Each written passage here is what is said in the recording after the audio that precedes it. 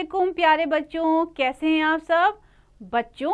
आज भी मैं बहुत ही इंटरेस्टिंग यानी मज़ेदार और दिलचस्प सा सबक लेकर हाजिर हुई हूँ। आपको सुनकर अच्छा लग रहा है ना? आपको अभी पढ़ने में भी बहुत मज़ा आने वाला है। तो चलिए सबसे पहले तो मैं आपको बताती हूँ कि हमारे सबक का नाम है मैडम क्यूरी। तो सबसे पहले हम कुछ नए अल्फाज पढ़ते हैं।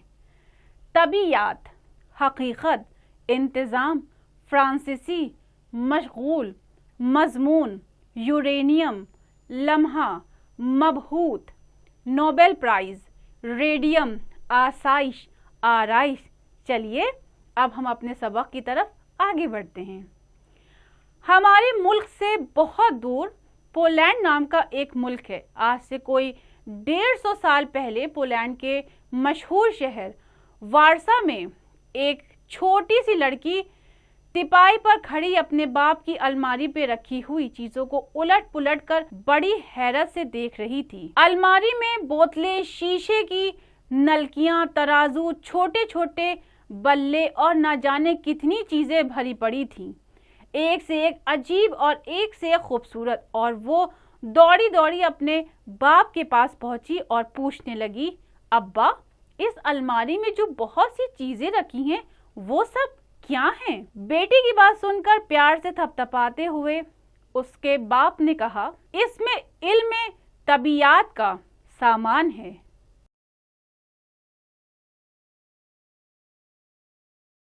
इल्म तबीयात क्या होता है? लड़की ने भोलेपन से पूछा। जिस इल्म के जरिए कुदरत की बनाई हुई चीजों की हकीकत मालूम की जाती है, इसको इल्म तबीयात कहते हैं, बाप ने जवाब दिया। जानते हो ये लड़की कौन थी? बच्चों, आपके अंदर ये जरूर सवाल उठ रहा होगा कि ये लड़की कौन थी। चलिए आगे जानते हैं। ये थी मानिया, जो बाद में मैडम क्यूरी के नाम से मशहूर हुई। बचपन ही से इसको साइंस से दिलचस्पी थी, लेकिन गरीबी की वजह से उसका बाप उसे कॉलेज नहीं भेज सका। इसलिए मानिया को एक मालदार खानदान के बच्चों को पढ़ाकर कॉलेज की तालीम के लिए रुपये का इंतजाम करना पड़ा। इसके बाद साइंस की आला तालीम के लिए मानिया पेरिस चली गई। यहाँ उसका नाम मारिया पड़ गया, क्योंकि फ्रांसीसी जबान में मानिया को मारिया कहते हैं। अब मारिया साइंस में MSc के इम्तिहान की तैयारी करने लगी। उसका ज्यादातर वक्त यूनिवर्सिटी की तजुर्बा गाह में ही गुजरता। वो तजुर्बा गाह की भट्टी में मिट्टी के बर्तनों में कोई ना कोई धात पिघलाकर तजुर्बे में मशगूल रहती, यानी जो लैब थी उसमें हर वक्त खुद को मारिया बिजी रखती थी। उसके चेहरे पर कभी उम्मीद की। पेरिस में मारिया को तालीम के साथ साथ अपने अखराजात के वास्ते कुछ काम भी करना पड़ता था, यानी कि वो पेरिस में जब रह रही थी तो अपनी एजुकेशन तो हासिल कर ही रही थी, साथ साथ अब अपना उसे खर्च भी चलाना था, जिसके वास्ते वो कुछ काम करने लगी। उसकी जिंदगी बहुत सादा थी, यानी कि बहुत सिंपल थी। वो एक मामूली कमरे में रहती थी जिसमें किसी किस्म की आसाइश या आराइश का सामान नहीं था, यानी किसी भी किस्म की फैसिलिटी नहीं थी। वो बहुत ही सादगी से जिंदगी गुजार रही थी और किसी भी आराम वाली चीजों को यूज नहीं कर रही थी। इसके बावजूद मारिया बहुत खुश थी। उसकी साइंसदां बनने की ख्वाहिश पूरी हो रही थी।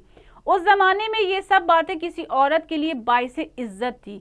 इसी दौरान मारिया की शादी प्रोफेसर क्यूरी से हुई और वो मैडम क्यूरी कहलाईं। तो बच्चों, कहानी में आगे क्या हुआ कि वो सादगी भरी जिंदगी गुजार रही थी, लेकिन इसके अलावा उसके पास कुछ भी आसानियों वाला, उसको आराम पहुंचाने वाला सामान नहीं था। लेकिन फिर भी मारिया खुश थी, क्योंकि वो साइंसदां बनना चाहती थी, यानी कि साइंटिस्ट बनना चाहती थी। और वो ये सोच के ही खुश थी कि एक दिन मैं साइंटिस्ट बन जाऊंगी। और उस जमाने के हिसाब से ये बहुत बड़ी बात थी, बहुत ही इज्जत का शरफ था। और फिर एक रोज मारिया की शादी एक प्रोफेसर जिनका नाम क्यूरी था उनके साथ हो जाती, और फिर वो मारिया के नाम से, मैडम क्यूरी के नाम से जानी जाने लगी। चलिए आगे पढ़ते हैं। प्रोफेसर क्यूरी को भी साइंस से बड़ी दिलचस्पी थी। वो भी अपनी बीवी की तरह मेहनती थे। उस जमाने में साइंस जैसे मजमून में लड़कियों को کم ہی دلچسپی ہوتی تھی، لہٰذا پروفیسر کیوری اپنی بیوی کو عزت اور قدر کی نگاہ سے دیکھتے تھے۔ ان دنوں یورینیم کے بارے میں طرح طرح کے تجربات کیے جا رہے تھے۔ کچے یورینیم سے ایک قسم کی روشنی کی کرنیں نکلتی ہیں، لیکن اس وقت تک کسی کو معلوم نہیں تھا کہ یہ کرنیں کیا ہیں اور ان کا کیا استعمال ہو سکتا ہے۔ لہٰذا میڈم کیوری اور ان کے شوہر نے ان کرنوں کا راز معلوم کرنے کا فیصلہ کر لیا۔ میڈم کیوری کو یقین تھا کہ یہ کرنیں ضرور کوئی نیا جوہر ہیں، اس لیے وہ دونوں اس جوہر کو کچے یورینیم سے الگ کرنے کے واسطے تجربوں میں مشغول ہو گئے، یعنی خود کو بزی کر لیا۔ اس نامعلوم جوہر کو تلاش کرنے میں انہیں بڑے بڑے مسئلے پیش آئے۔ انہیں ایک ایسے مقام کی ضرورت پڑی جہاں وہ تجربہ گاہ بنا کر آزادانہ طور پر کام کر سکیں۔ آخرکار انہیں ایک پرانا سا مکان مل ہی گیا۔ انہوں نے اس میں تجربہ گاہ قائم کی۔ وہ برسوں تجربات میں لگے رہے۔ ان تجربات کے دوران انہیں طرح طرح کی مشکلات کا سامنا کرنا پڑا۔ پروفیسر کیوری تو کبھی کبھی بہت زیادہ مایوس ہو جاتے، لیکن میڈم کیوری ان کی ہمت بڑھاتی اور وہ پھر جی جان سے کام میں مشغول ہو جاتے۔ سن 1902 عیسوی کی ایک رات کو وہ اہم لمحہ آ گیا جب میڈم کیوری کو اس کی محنت کا پھل ملنے والا تھا۔ تجربہ گاہ میں کام کر کے دونوں گھر آئے، لیکن آرام کیے بغیر تجربہ گاہ میں واپس آئے۔ انہوں نے کھڑکی سے تجربہ گاہ میں ایک نگاہ ڈالی تو مبہوت ہو کر رہ گئے، یعنی حیران ہو کر رہ گئے۔ اندر اندھیرے میں میزوں پر رکھے پیالوں سے دھیمی دھیمی شعاعیں پھوٹ رہی تھی، یعنی کہ کرنیں نکل رہی تھی، ریزز نکل رہی تھی۔ میڈم کیوری ایک میز پر جھک گئیں، نیلی نیلی روشنی ان کے چہرے پر پھیل گئی۔ وہ خوشی سے اچھل پڑیں اور ان کے منہ سے بے ساختہ نکلا، آہا کیسی حیرت انگیز روشنی ہے، آخر ہم نے اسے پا ہی لیا۔ پروفیسر کیوری کی بھی خوشی کی کوئی انتہا نہ رہی، ان کی محنت کامیاب ہو چکی تھی۔ یہ نیا جوہر ریڈیم تھا۔ اب دنیا میں اس سائنسداں خاتون کا نام پھیل گیا۔ اگلے سال 1903 عیسوی میں انہیں طبیعیات میں دنیا کا سب سے بڑا انعام نوبل پرائز عطا کیا گیا۔ ریڈیم ایک بہت ہی کارآمد جوہر ہے۔ یہ بہت سی مہلک بیماریوں کے علاج میں کام آتا ہے۔ اس کی دریافت سے دنیا کو بہت فائدہ پہنچ رہا ہے۔ ریڈیم جیسے کارآمد اور مشکل سے حاصل ہونے والے جوہر کی تلاش کے لیے ساری دنیا میڈم کیوری اور ان کے شوہر پروفیسر کیوری کو ہمیشہ یاد رکھے گی۔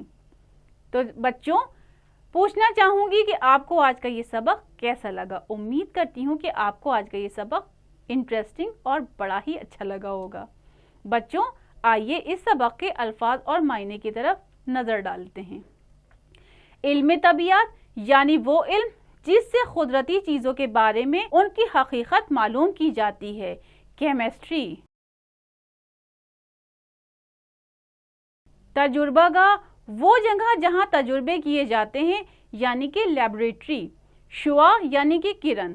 کارآمد یعنی مفید، فائدہ مند۔ جوہر یعنی مادہ۔